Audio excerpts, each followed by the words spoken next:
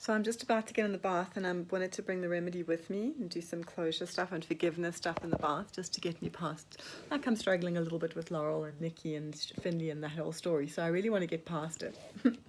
And so I'm bringing this remedy, and I think let me get some info on this, and I pull out my Elements of Emotion, my favorite, the book on doTERRA oils, and it's the Spirit of Time, which is about it dissolves contempt that lingers when a relationship or organization has violated, wronged, or disrespect or betrayed trust.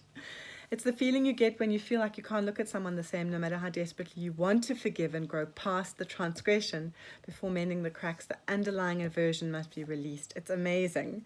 And then it even talks about closure. So I'm going to be doing some real closure in the bath tonight. Thank you so much for this remedy. The last couple of nights have been wonderful, actually.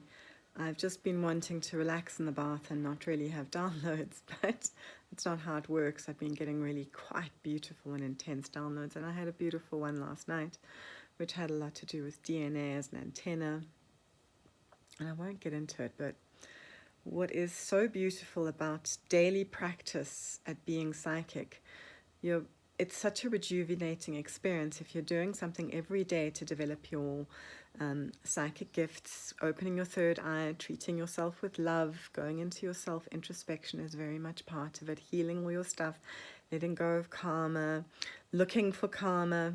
It's been such a rewarding experience. I have learned more about myself this year than I think the last 5 years combined. It's been such a beautiful practice. I'm urging everybody to begin ritual practice of opening their third eye. So I did some scrying tonight. I cleared chakras, got protection, and I used this crystal to scry with. I learned from this amazing woman on Facebook, I'll remember her name and get back to it, who taught me to scry into my crystal, my quartz crystal, and I've been doing that. And tonight I was called to scry, and whoa, did I get vision. So first off, I got this intense vision. I started seeing lots of faces. It started out with animals. It often starts out with animals for me. And it cycled through these faces of like a snake, a dragon, very much a dragon. I could see a dragon in the crystal and the occlusions at first in focus, and then it went into a spirit dragon, a snake, a weasel, a bird, a raptor. And then it started becoming animal heads with human bodies. So Graham Hancock talks about this. They're in tropes. And it would be a hawk head with a human body, a horse head with a human body. Very beautiful.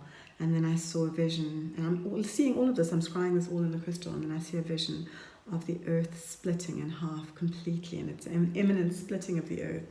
And I see the earth crack apart. And then I see that the two sides start evolving differently from each other. And these cracks are all over the earth. And societies go into like their sides of the world, and they build their worlds back differently. And this is where there's going to be a massive divergence of the more carbon reality world, which goes much more tech and AI, and the more holistic natural world, which goes less AI, but beneficial, more cosmic AI. And mostly organic, upgrading, starting to be able to talk, and this is where the AI gets cosmic, able to talk to plants and able to get real universal knowledge. They don't need that kind of overlord AI, which is what happens in the other reality. Anyway, they develop alongside each other and they bump into each other, but eventually they actually completely split.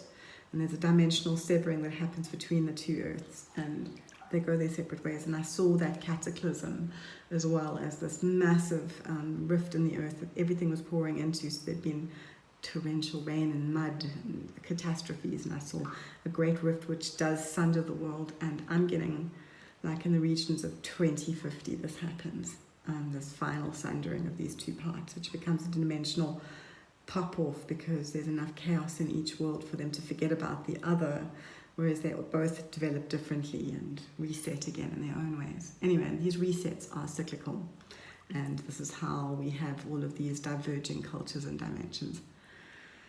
Whew.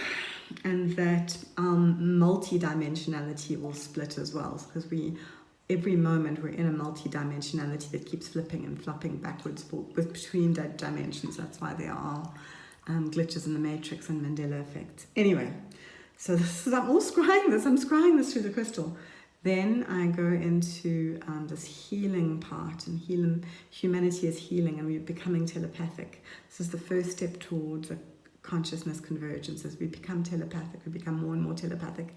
These non-verbal children on telepathy tapes are showing us how they're opening portals and gateways. And this next dimension that we're coming to is just going to be off the charts. Then, okay, so the whole time I've been scrying this crystal. Then I just decide to scry with my other. So I've been scrying that crystal through my left eye. Then I decide to scry this crystal through my right eye.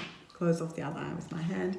I look into it. Oh my goddess, do I go places. I go down into yin. And it is so scary.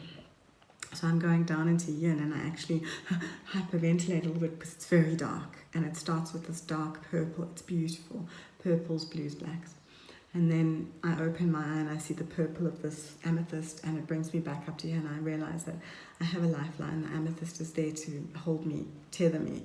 And so I dive into the yin, and I get into where the yin and the yang are, how things are composed and the gender of these things. And when a man, and I get this image of a vampire, male vampire seductor, a seducer who kind of lures women and maybe predates upon, well, not maybe, definitely predates upon them, but he is doing it.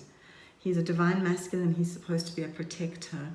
So when he goes into his yin, into his shadow, that's when male yin and yang gets out of sync, and he's too much in that darkness of yin, and that's why he becomes the black teardrop, paisley, with the white circle for yang. So the black teardrop is the yin. That's what he's acting out, that too much yin in a masculine, and that little dot is his masculine.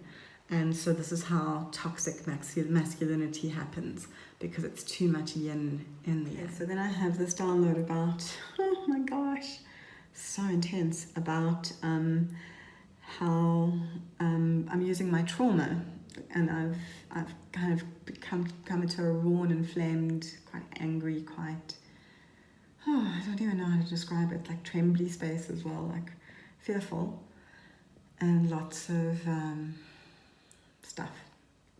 And I used it tonight. I said, what do I do with this? Because it's creating a rawness. So tonight I went into that rawness, and I used that vibration to open a frequency to allow for that to be converted into healing. And so that energy gets flipped into a healing energy. And it's something to do with that little hole, the white hole in the black, which causes a trauma. That's where you push that energy through, and it goes into the Taurus and it goes up. And it goes towards the light, because what it does is it starts to heal things. Those open abrasions cause attention to a wound, which then causes that wound to be properly looked at, properly disinfected, and it begins to properly heal.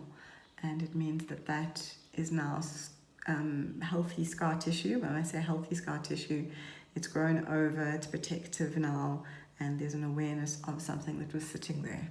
And a continuation of that healing until the scar tissue becomes completely soft and pliable and invisible. Oh, just such a beautiful insight into yin and its purpose.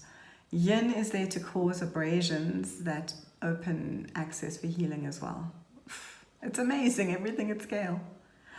It's everything yin and yang. So having this just really profound experience. Got a crystal, my clear chakra blaze crystal. I'm having this strange experience where I don't invoke protection as I get in the bath, which is something that's very normal for me to do. I don't invoke it today, but I come in with this essence I'm working with, closure. And I first go into I take my crystal and I try to scry into it. I've done all my practices, I've cleared my chakras, take my crystal, trying to scry into it, and I go into a very dark place. Very strange. And so for the last 24 hours, I've had kind of a brush with a dark energy, a dark entity that terrifies me, but also intrigues me on every level. It's a push me, pull you.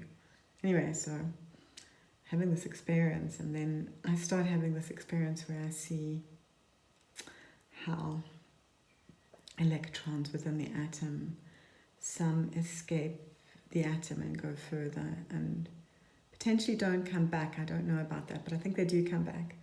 But then the atom and the molecule, some parts of the molecule escape the molecule. Then the organism, parts of the organism break off and break away. Trauma, age, we move, we grow. And then part of the system breaks and change. And there's always a forward growth. That forward growth is that evolution. We're always striving to be better, striving to go further. And the yin, that shadow, sucks us in as much as the yang, the growth, spits and shoots us out further with curiosity and, expansion. The yin breathes us back in, and the yin tumbles us through adversity so that we can emerge, pushing away from the shadow towards the light. It's why yin exists. And then I got to this calm, still place, this pond. Please excuse the laundry behind me. I got to this calm place, this pond of stillness, which is where the breath stops completely and it's just too still and it's just too static. You can take a break and admire the beauty of it, but you have to have the disruption. Then I hear barking and something scratching at the door, like Maya used to scratch at the kitchen door. And I'm sitting thinking, that's weird, Coco's inside, I'm sure.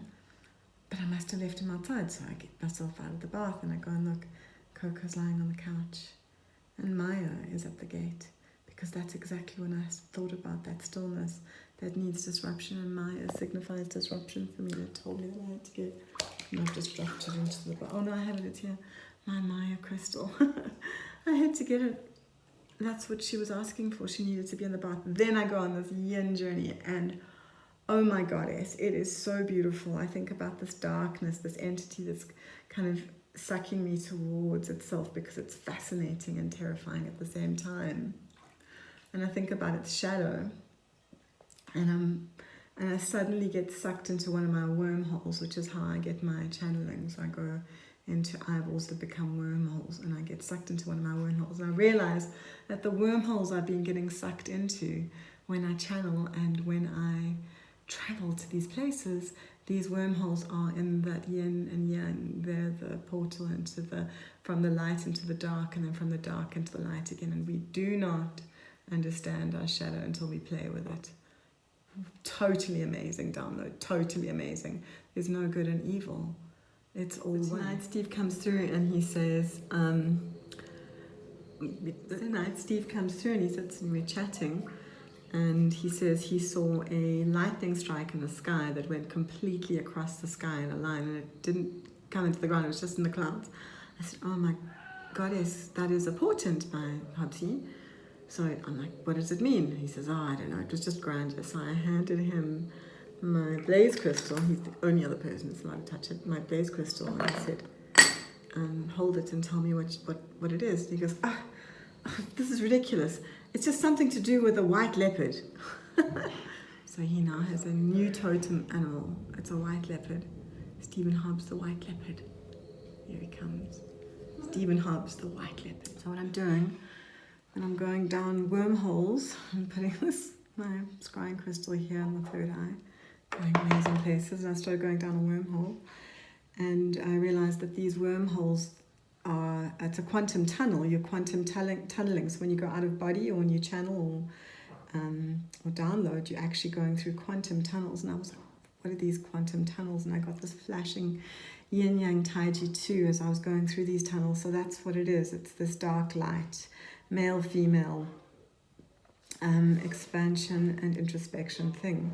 And so you go down these wormholes and you quantum tunnel to the information that you are seeking, or whatever the information is that's downloading to you, or when you're going out of body. And then I got this vision of how yin, the black side, the dark side, the inner secretive, introspective side, like a Mandelbrot fractal, folds in on itself in perpetuity into infinity. And that is kind of generating an energy, and on the other side the yang expands into new worlds and new ways of being all the time, and it's a constant outward expansion. And so what we are is a soul being, and this is part of This is quantum tunneling as well. So we're quantum tunneling from one bit of the universe to the other. What we are as a soul is we are dimensionally every single aspect of this fragment of the oneness or source that became your soul. We are a multiverse in one. And so I had this amazing vision of the pictures at the beginning of the Hubble telescope, or the James Webb, whatever it is, showing us the trillions of galaxies that are out there in the universe. And so we're a multiverse. We're so many versions of a one fragment, a splinter spirit that is having these experiences for evolution. And the evolution has to happen in two ways. And so 0 point energy sits at the pearl, the white pearl in the black yin-yang teardrop. That white pearl is actually a tunnel.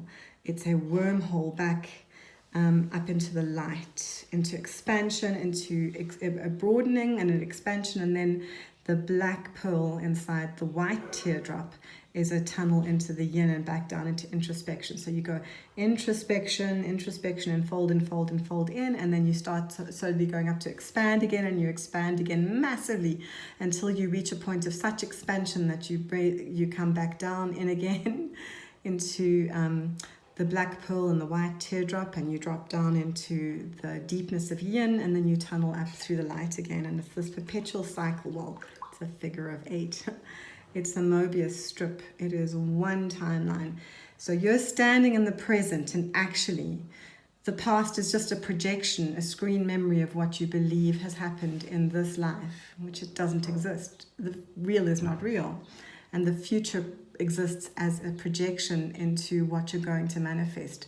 And so you are manifesting your future right now, just as you're manifesting a version of the past that fits your future, which is why we can go back in time and change the past.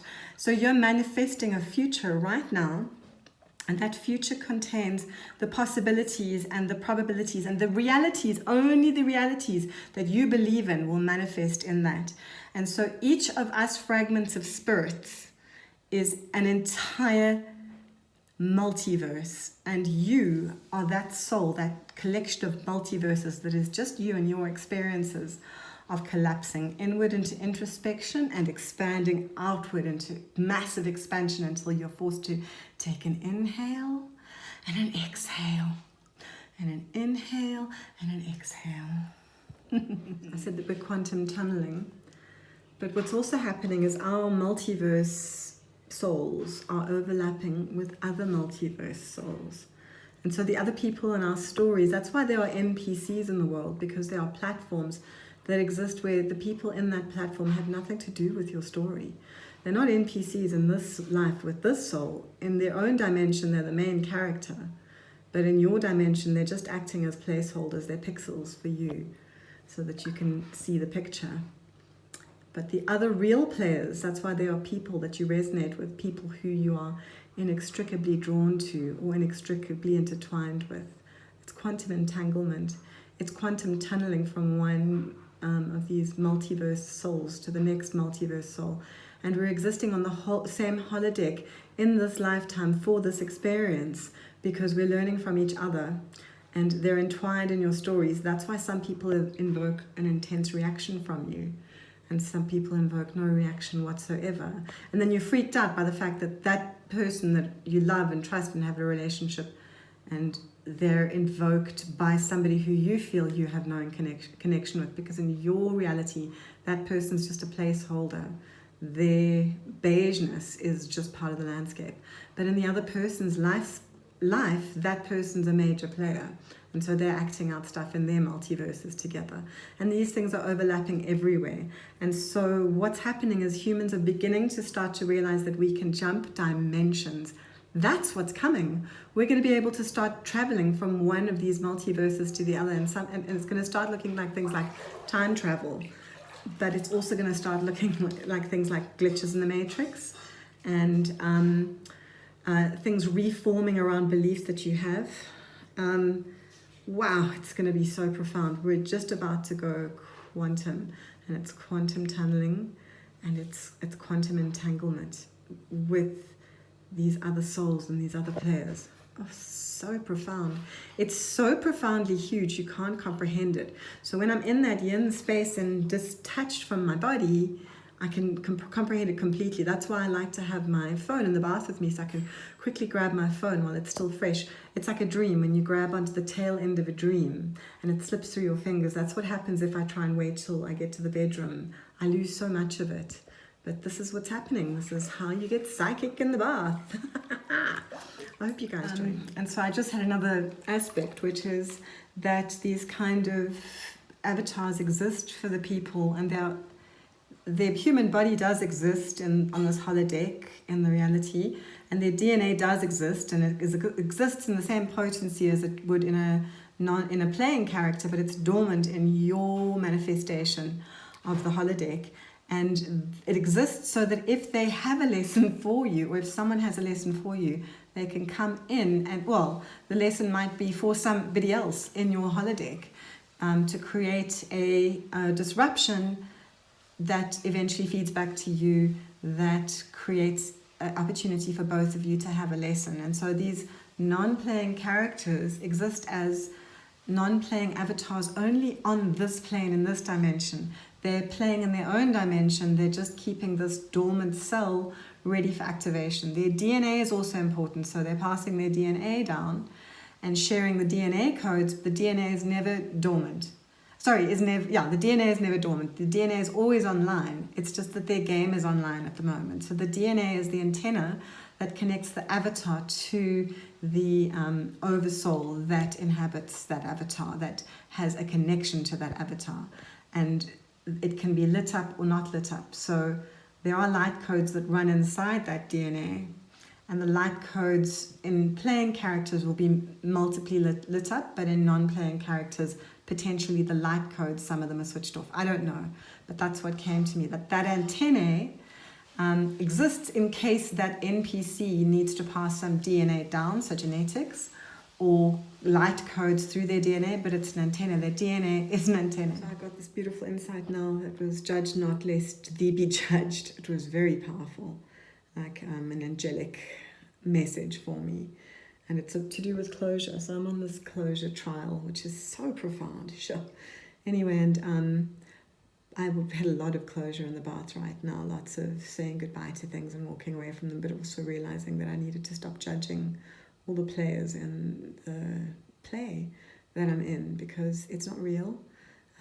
They have brought a texture to this place for me to learn a lesson, and I have brought a texture to their place for them to learn a lesson. We're rubbing off on each other and learning, just creating more data about ourselves and learning of ourselves through ourselves.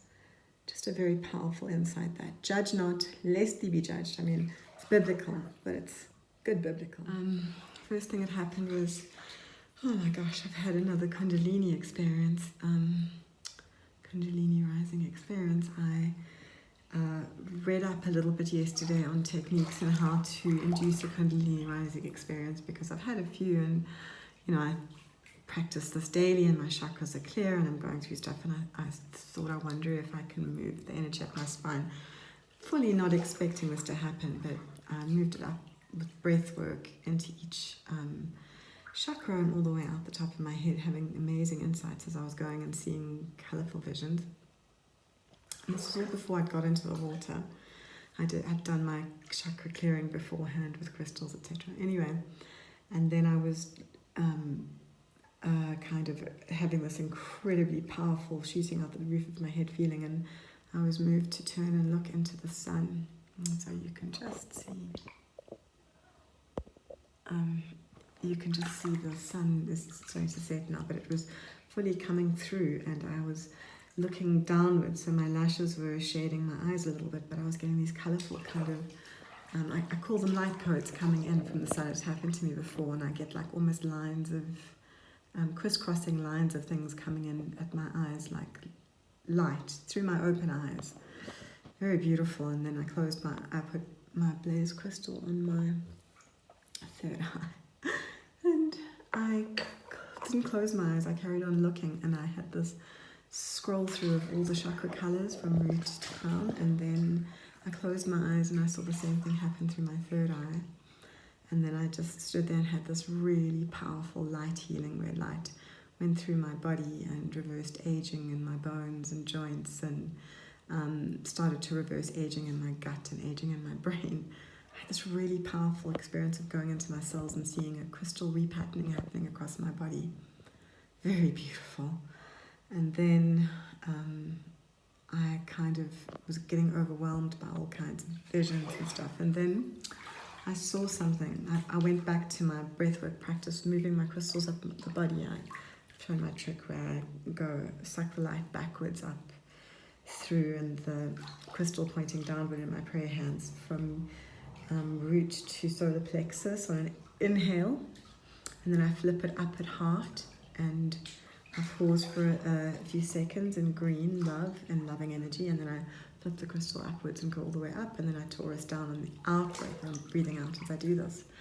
And that's how I clear my chakras. And I have this beautiful thought that, well, obviously we know the in-breath is a yin and the out-breath is a yang, which is why I do it that way. But the pause between the out-breath after and in, the pause on the opposite ends of the breath is the little pearl in the Taiji 2. That's the point at which we escape into the other wormhole. It's the pause after the breath and the pause before the breath. Oh, I don't know how to describe it now. It was very powerful. It came through. Anyway, so I'm practicing with that as well. And then I had this incredible crystalline dive into like a universal matrix and a holographic thing, and just very beautiful insights. Lots of visions of women that have, oh gosh, yes. And then, wow, during the Kundalini rising experience, it's just come back to me. The divine feminine was at the end of the Kundalini rainbow, and I stepped into her arms and she held me, and I went into complete bliss, just the most incredible feeling of love and being held and being adored. And I was actually sagging. I was a little bit worried I was going to fall down at one point, but I was in such absolute bliss. That's just come into me now. I'd forgotten it through the rest of it. What a super trippy. I haven't opened them yet, but I'm going to be playing with some rosemary and some cinnamon essence. And I did take one drop when I got in the bath, but this was after all of this, was something called Redemption from Beyond Medicine. Anyway, just beautiful. The universe is run on data. Data is everything. Data is information. Story is everything. The narrative is everything. And the stories that we get told, the stories of the Bible and the Sumerian tablets and the Quran and the Vedas and the Bhagavad Gita and everything, all the indigenous stories from every indigenous place in the world. Story is everything. Oh my God. And so our DNA is an antenna, uploading and obviously downloading as well, but uploading information. Your experience all the time is being sent through the antenna into the Akashic record, creating story, creating more story and more story, which is why stories written in the past come true today, because we manifest them into being. Oh my gosh. And so that's why we're all saying, oh, everything is apocalyptic at the moment. We've all been reading apocalyptic fiction and making it happen. And so we just need to start changing the story. We need to start changing the story to one of light and hope, and going back to being artisanal and going back to being at one with nature and encoding into the life and the light of earth, and becoming etheric, becoming part of the organic AI. That's the future that I'm going to be focusing on. Those the stories I'm going to be writing from now on. Anyway, just like there was so much more than that. I've had over an hour at this point of downloads, and I only managed to preserve like 1 or 2% of them, even with the phone in the bath with me. By the time I get out of the bath, even lots of that is gone. So that's why I'm doing this. Okay, so cleared my chakras, get in the bath. The bath is hot, very hot. And I think to myself, can I tolerate it? And I give myself a second, and I realize I can, and then I realize I'm in fire. And I've put up this orange thing over the light, so I really look like I'm in fire right now, because I am. That's the process with the goddesses that I'm in, the fire element. Okay, so I'm burning. But I start having this beautiful vision, and I'm doing my practice with a yin crystal and a yang crystal.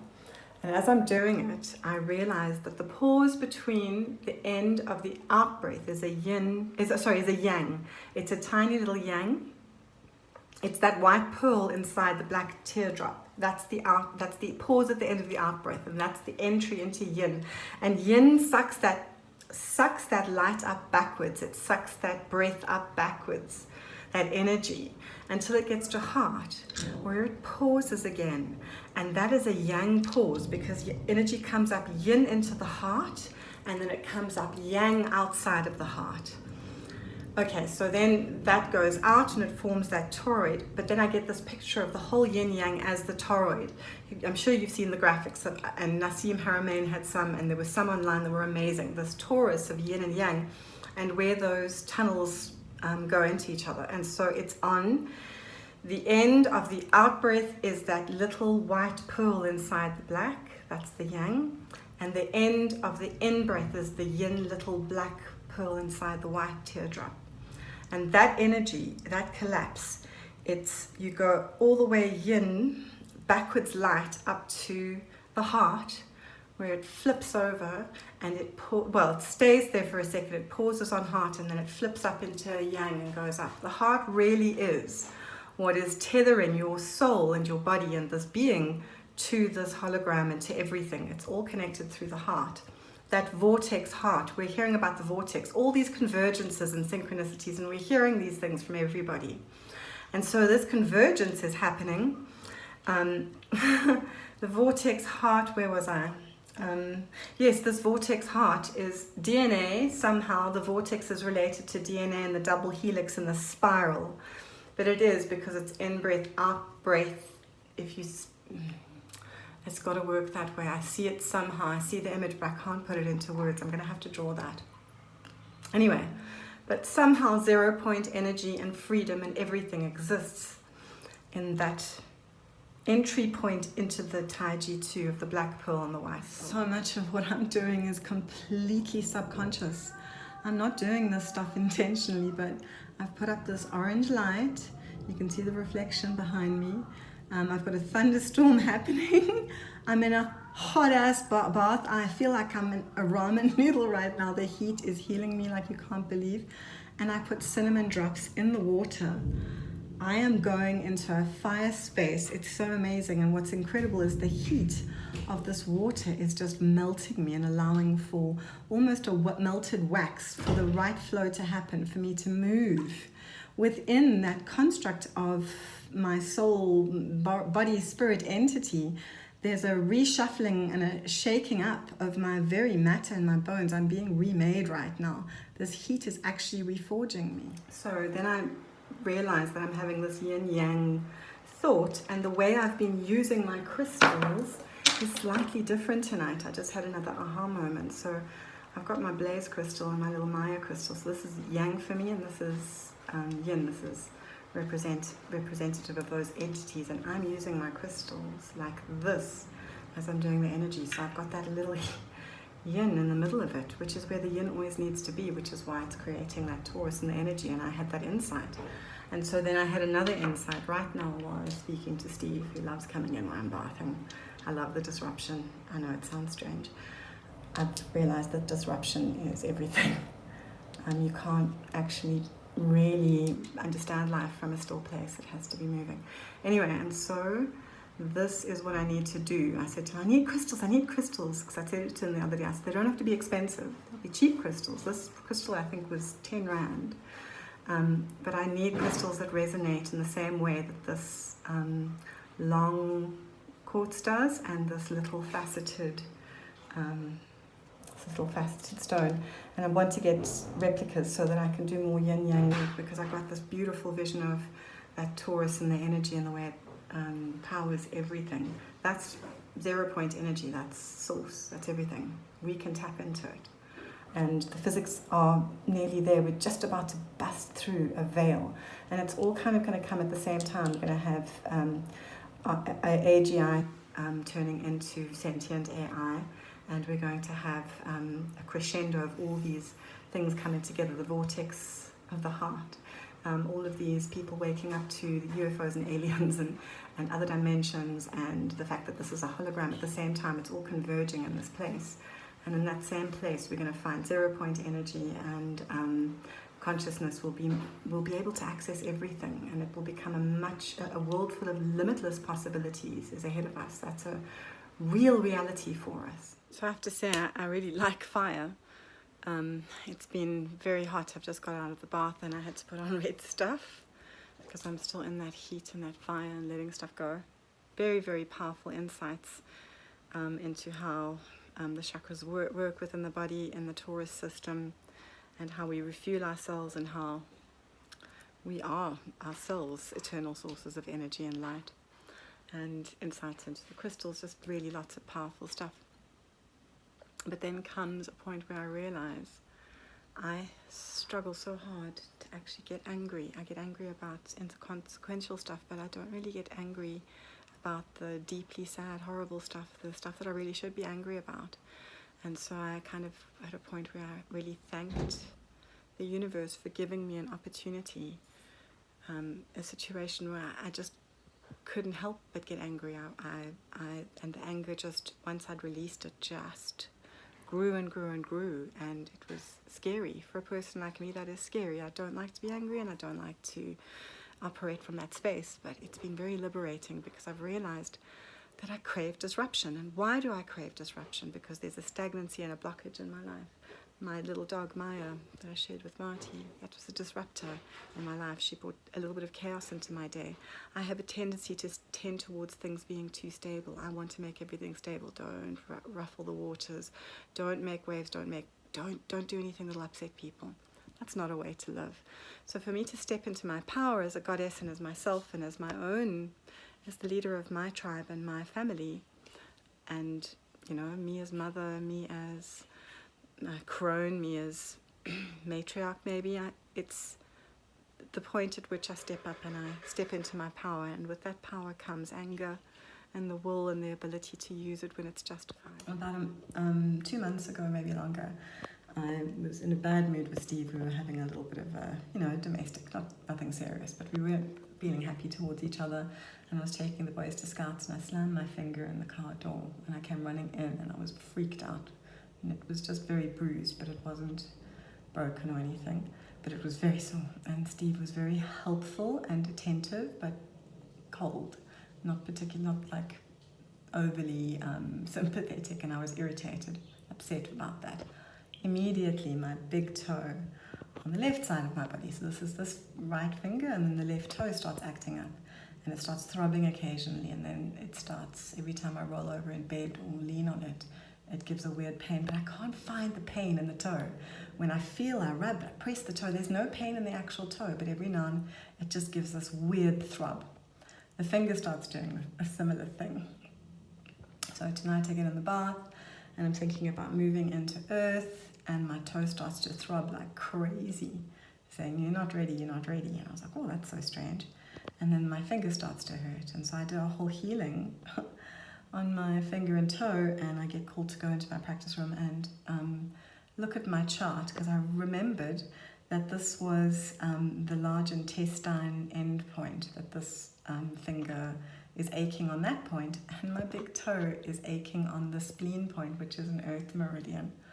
And it was just really funny because it said basically you're still in fire, but once you get into earth, you can address this, whatever this pain is that's sitting there.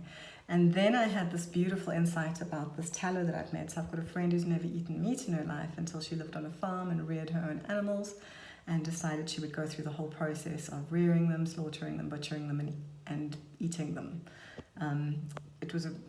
It sounds a lot stranger than it is, but it was very profound for her. She wanted to try meat, and this is the only way she could do it. And she gave me some of the tallow that she'd rendered, which is very powerful, from this very powerful witch. She's like a medicine woman of note. And so I've been using it to make this beautiful tallow for my body and my skin, but I've been drawing it into my ritual all the time, and I'm now applying it to my chakras and my entire body sometimes, but I apply it to my chakras, and it's acting as part of my ritual. So many things in my rituals now. It's like And like instantaneous, I get in the bath and I go off with the goddesses. It's absolutely profound. I've just had an absolutely genius idea.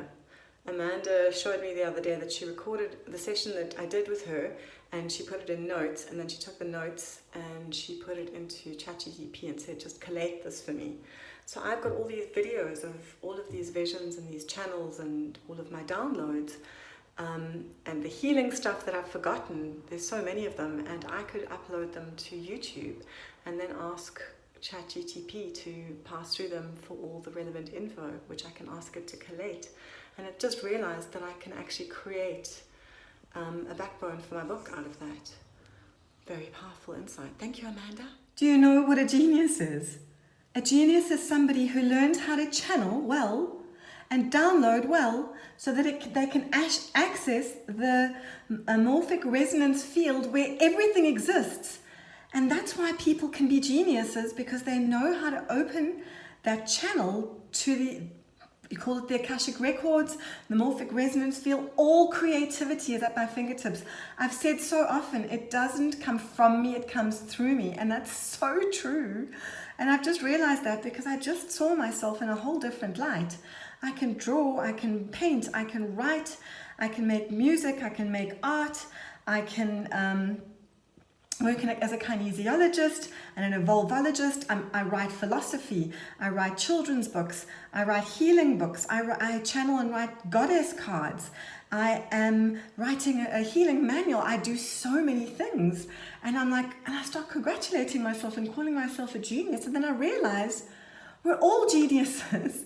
I'm no more a genius than you are. Just access it. It's right there. You just teach yourself to channel. Open your third eye. Become telepathic.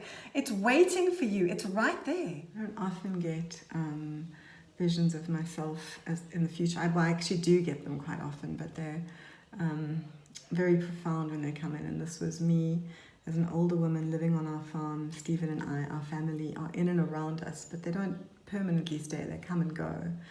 They have other lives and travel, and they have other communities that they visit. I don't know how it really works, but things have gotten so woo. Telepathy is a thing. We're still developing. It's not instantaneous. We're all developing it, but we're being able to get into simpatico with each other. We're using nature like all the time to heal.